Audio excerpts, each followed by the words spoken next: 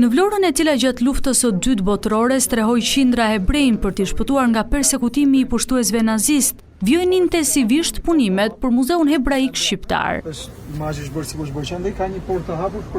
Historitë e shqiptarëve që shpëtuan hebrejnë në vitet e errta të Holokaustit do të kenë një vend të dedikuar kujtese, ngritja e të cilit mbështetet nga Fondacioni Shqiptaro-Amerikan për Zhvillim e do të realizohet nga një studio i njohur izraelite, Kimmel Eshkolot Architects. Duke përfituar nga vizita politike në Vlorë, punimet për ndërtimin e muzeut i inspektoi edhe kryeministri Rama. Është një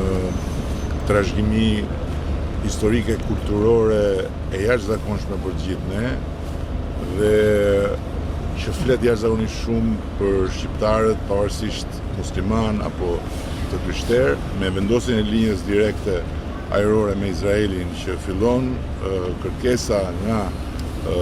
Izraeli për të ardhur në Shqipëri turist është shumë e madhe. Muzeu po ngrihet mbi lagjen e dikurshme të hebrejnëve dhe ndodhet në sheshin kryesor të qytetit, afër 3 muzeve të tjerë, Muzeut Kombëtar të Pavarësisë, Muzeut Historik dhe Muzeut Etnografik, ku pjesë e kompleksitetit kulturor do të jetë edhe Muzeu Hebraik Shqiptar. Godina ku po ndërtohet ky muze është një ndërtim i fund shekullit të 19 dhe ndodhet në qendrën historike të Vlorës, punimet për të cilin pritet të përfundojnë brenda 2 viteve, një investim me vlerë $2.8 milion.